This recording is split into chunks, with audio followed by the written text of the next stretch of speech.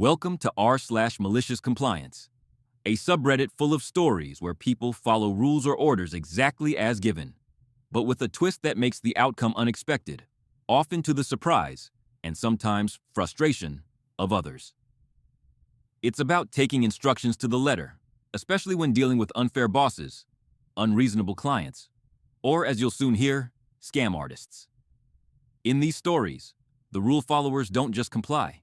They do so in a way that turns the situation around and serves a little justice.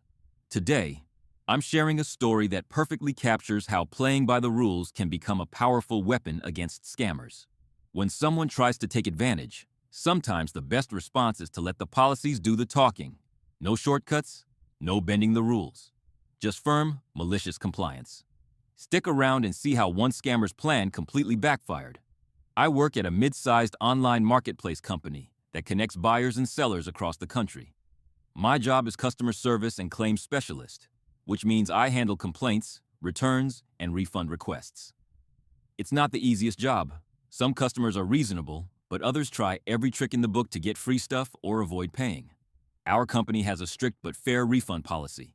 Customers must return the product in its original condition within 14 days, and refunds are only issued once the item is received and inspected.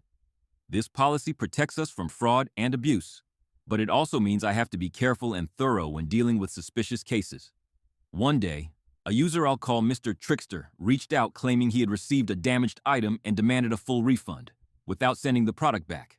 Right away, my manager suggested I just issue the refund quickly to avoid hassle and negative reviews. But something about this case felt off. I decided to handle it by strictly enforcing every rule. Little did Mr. Trickster know, he was about to get a taste of malicious compliance the hard way. Mr. Trickster contacted us through the support system, claiming his new gadget arrived broken. He said the screen was cracked and the device wouldn't turn on. His demand was clear: a full refund right away, no return necessary. He insisted he needed the money urgently and promised to dispose of the product since it was useless. At first, I was tempted to just approve the refund to keep things simple, especially because our company values good customer experience. My manager even said, just refund it and move on. It's not worth the hassle. But I had seen scams like this before. When customers refuse to send the item back but want a refund, it often means they want to keep the product and get paid twice. So, I drafted a detailed reply explaining our policy. A refund could only be processed after the item was returned and inspected. I included clear instructions on how to send the product back, the address, and a warning that failure to comply would result in the refund being denied. I also mentioned that any false claims could lead to account suspension. Mr. Trickster didn't like this response.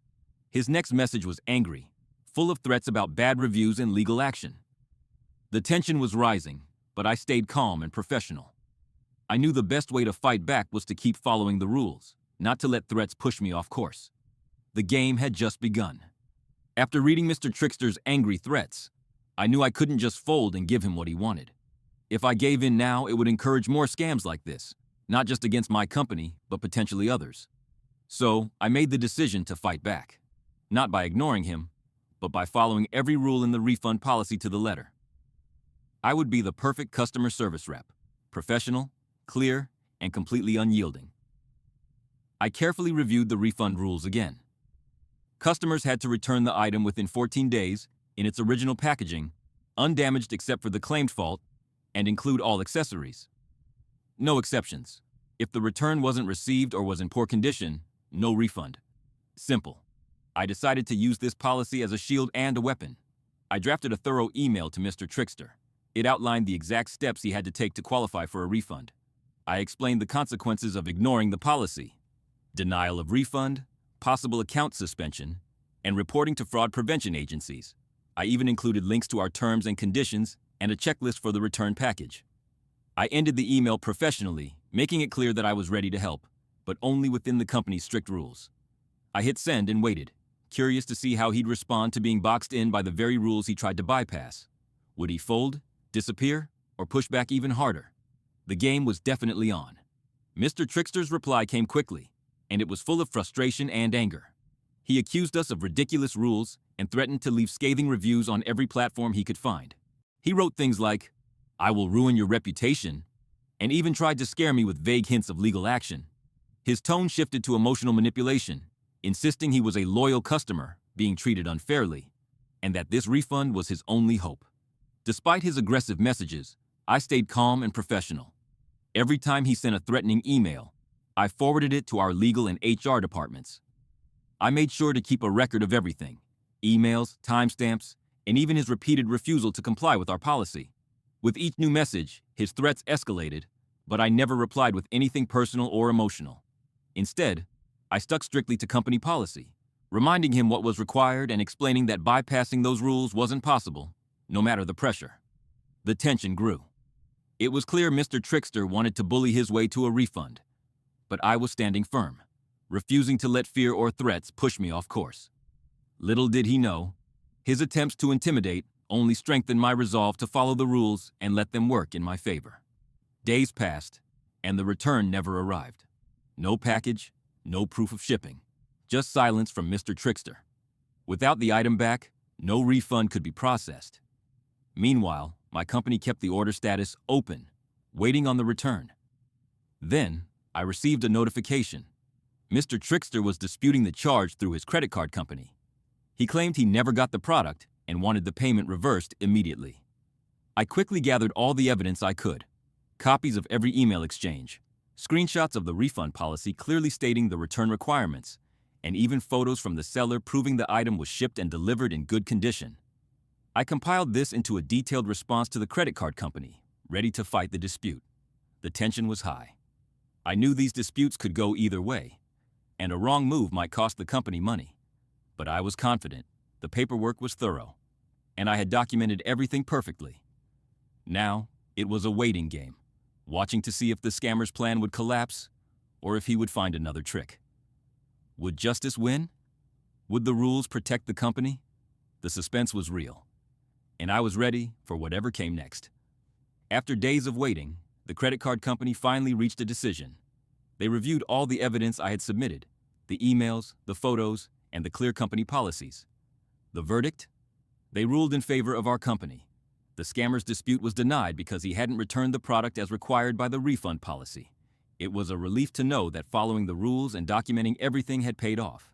Shortly after, our system flagged Mr. Trickster's account. It was blocked and restricted from making any further purchases or refunds. This was the consequence he faced for trying to game the system. Knowing that his actions led to losing access to the company was satisfying. It sent a clear message that scamming would not be tolerated. I felt a strong sense of accomplishment. Instead of giving in to the scammer's demands, I had stood firm, followed the rules, and let the policies work as they were designed to. The power of malicious compliance was real, using the system against those who tried to cheat it. This victory was not just about money. It was about protecting the company's integrity and making sure future customers receive fair treatment. It reminded me how important it is to know the policies inside and out and enforce them consistently. Scammers rely on pushing boundaries and exploiting loopholes. But when you stick to the rules, you hold the power. The company's leadership personally thanked me for handling the situation so effectively. My careful documentation and refusal to back down had saved the company thousands of dollars and protected its reputation. It felt great to be recognized, not just as an employee, but as a protector of the company's values.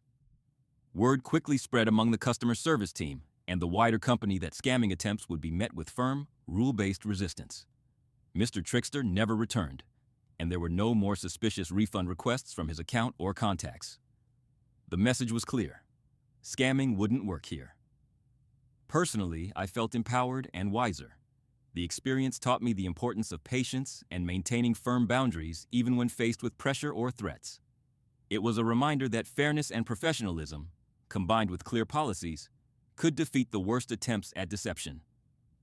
Looking back, I realized that standing up for what's right doesn't have to mean being aggressive or emotional. Instead, it can mean using the rules to protect yourself and your company, turning the scammer's own tactics against them. Malicious compliance works so well against scammers because it forces them to play by the same rules they try to break. When you enforce policies strictly and require full adherence, you take away their ability to manipulate or exploit loopholes. The scammer expects an easy win, but instead, they hit a wall of rules and documentation. Clear communication is key. By outlining every step and requirement, the scammer can't claim ignorance or confusion later. Documentation creates a record that protects both the company and the employee. It shows you acted fairly and consistently. Using malicious compliance is not about being petty or vindictive. It's a smart, ethical tool that empowers workers to protect their companies while maintaining professionalism. It's about following the rules so precisely that those trying to cheat the system get caught in their own trap.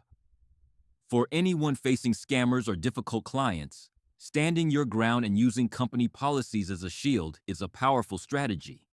It shifts the power back to the company and helps prevent future fraud. Malicious compliance is a way to win without breaking a sweat. This story shows how malicious compliance, following rules perfectly and consistently, can be a powerful way to fight back against scammers. Instead of giving in to threats or pressure, standing firm and letting the policies do the work protects both employees and companies. If you've ever faced a scam or unfair demand at work, remember that the rules are your best ally. Use clear communication, document everything, and don't be afraid to enforce boundaries. It's not just about saying no, it's about using the system wisely. If you enjoyed this story, please share your own experiences or subscribe for more real tales of justice served through clever compliance. Together, we can learn how to protect ourselves and turn the tables on those who try to take advantage. Justice is possible, even in everyday work life. And sometimes the best weapon is simply playing by the rules.